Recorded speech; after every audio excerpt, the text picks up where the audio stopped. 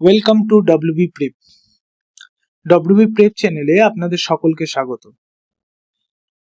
আজ থেকে এই চ্যানেলে শুরু হচ্ছে একটি নতুন সেগমেন্ট, যার নাম সরকারি চাকরির দরকারি খবর। এই সেগমেন্টে আপনারা কি কি পাবেন? এই সেগমেন্টে আমরা আলোচনা করব রাজ্য এবং কেন্দ্রীয় সরকারের পরীক্ষার নোটিফিকেশন, পরীক্ষার সিলেবাস, শূন্যপদ বা ভ্যাকান্সি সহ বাকি বিষয় নিয়ে।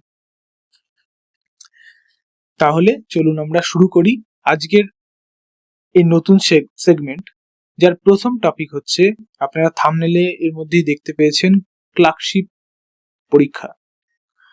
যে ক্লার্কশিপ পরীক্ষার বিষয়ে আমরা আলোচনা করব তার আগে একটু বলে দিই আপনাদের যে যদি এই চ্যানেলে নতুন হন, চ্যানেলটিকে সাবস্ক্রাইব করবেন এবং ভিডিওটি ভালো লাগলে বন্ধুদের মধ্যে শেয়ার করবেন। এবার চলে আসি টপিকে। ক্লার্কশিপ নিয়ে যে আলোচনাগুলো আমরা করব, মেনলি কবে ফলাফল প্রকাশ হতে পারে, কবে মেন্স পরীক্ষা হওয়ার সম্ভাবনা, এবং রয়েছে হচ্ছে ভ্যাকান্সি। 2023 সালে ক্লার্কশিপ পরীক্ষার ফর্ম ফিল আপ হয় এবং 2024 সালের 16 এবং 17 নভেম্বর ক্লার্কশিপ পরীক্ষা মোট দুদিনে 4টি শিফটে অনুষ্ঠিত হয়। ক্লার্কশিপ পরীক্ষার প্রশ্ন মোটামুটি সব শিফটে ওভারঅল মডারেট হয়েছিল, কিন্তু পরীক্ষা হওয়ার পর প্রায় 10 মাস কেটে গেছে, এখনো ফলাফলের দেখা নেই। প্রথমে আমরা আলোচনা করি ফলাফল কবে নাগাদ বেরোতে। বিভিন্ন সূত্র মারফত বা পিএসসি অফিসে যারা ডেপুটেশনে গেছেন তাদের ভিডিও মারফত আমরা যে তথ্যগুলো জানতে পেরেছি, যে ক্লার্কশিপ পরীক্ষার ফলাফল পুজোর আগে প্রকাশিত হওয়ার একটা বিরাট সম্ভাবনা রয়েছে। ইন কেস যদি পুজোর আগে প্রকাশিত না হয়, সেক্ষেত্রে পুজোর ছুটি শেষ হওয়ার পরেই ফলাফল চলে আসার কথা। এবার প্রশ্ন আসবে যে যদি পুজোর আগে ফলাফল প্রকাশিত হয়, সেক্ষেত্রে মেন্স পরীক্ষা কবে নাগাদ অনুষ্ঠিত হতে পারে। পিএসসির যে পুরনো পরীক্ষাগুলো, এর আগে যে পরীক্ষা হয়েছে মানে মিসলেনিয়াস, তার আগে ডব্লিউবিসিএস 2023 এর মেন্স, পিএসসির একটা ধাঁচ লক্ষ্য করা গেছে যে পিএসসি মেন্স পরীক্ষা এবং প্রিলিমিনারি পরীক্ষার মধ্যে নিয়ার অ্যাবাউট 1 মান্থ টু 1.5 মান্থসের একটা গ্যাপ ওরা মেনটেন করার চেষ্টা করে।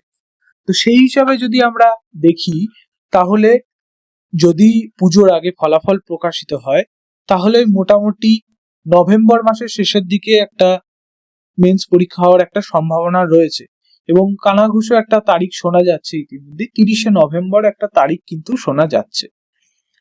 এবার ইন কেস যদি পুজোর পরে ফলাফল প্রকাশিত হয় অক্টোবর মাসের মাঝামাঝি করে, সেক্ষেত্রে ডিসেম্বর মাসের মাঝামাঝি বা থার্ড উইক করে হয়তো পরীক্ষা হওয়ার সম্ভাবনা রয়েছে। এবার এটা গেল তো পরীক্ষার রেজাল্ট এবং পরীক্ষার মেন্স পরীক্ষার কথা। এবার আমরা একটু ভ্যাকান্সির দিকে যাই।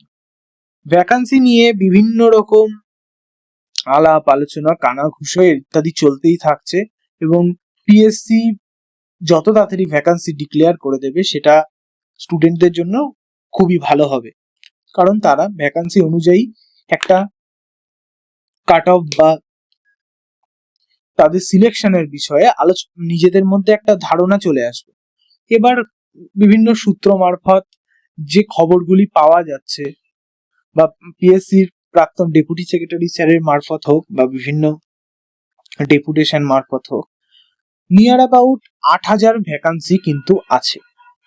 এবার 8,000 বলতে কি সম্পূর্ণভাবেই 8,000? প্লাস মাইনাস 10-20, মানে মোটামুটি 7,990 হতে পারে, আবার 8,010-20 হতে পারে।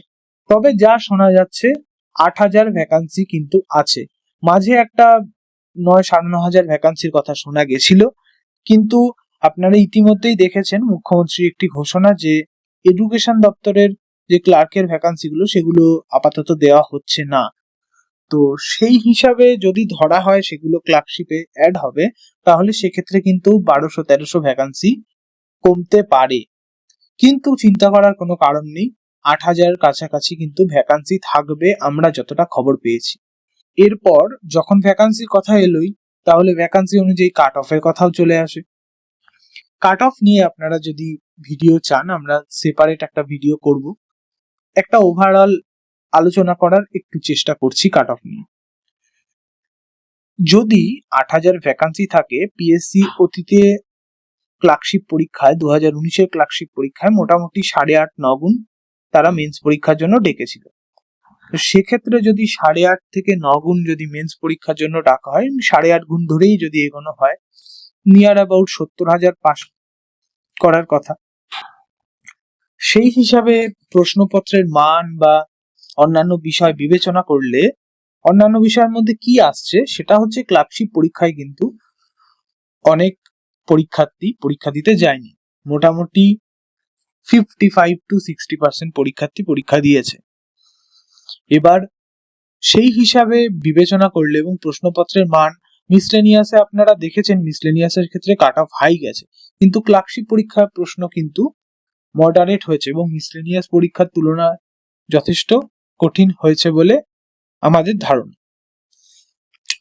এবার কাট অফের কথা যদি বলি, যদি এরকম 8,000 ভ্যাকান্সি থাকে এবং যদি 70,000-এর কাছাকাছি ডাকা হয়, সেক্ষেত্রে জেনারেলের কাট অফ নিয়ার অ্যাবাউট 53 +- 3, মানে মোটামুটি 51 থেকে 56 রেঞ্জে কিন্তু থাকতে পারে। এটা আমাদের ধারণা। কাট অফ তো কোনোভাবেই একটা কনফিডেন্সিয়াল বিষয়, সেটা কোনোভাবেই বেরোনোর কথা নয়। আর এটা সম্পূর্ণভাবে আমাদের ধারণা, আমরা সেটাই আপনাদের জানাচ্ছি। এবং বাকি কাট অফ মোটামুটি এখন ওবিসির সাথে জেনারেলের কাট অফ খুব একটা ব্যবধান থাকে না, হয়তো ওবিসির কাট অফও সেম আসতে পারে, এসসির কাট অফ 5-6 কমলো, এসটির কাট অফ আরেকটু কমবে। তো এই ছিল আজকে আমাদের মোটামুটি ওভারঅল আলোচনা। যদি ভিডিও ভালো লেগে থাকে, যে আপনাদের যদি কোনো প্রশ্ন থাকে, আপনারা কমেন্ট বক্সে জানান, আমরা অবশ্যই তার উত্তর দেব। সকলকে ধন্যবাদ। ভিডিও ভালো লাগলে চ্যানেলটিকে অবশ্যই সাবস্ক্রাইব করবেন।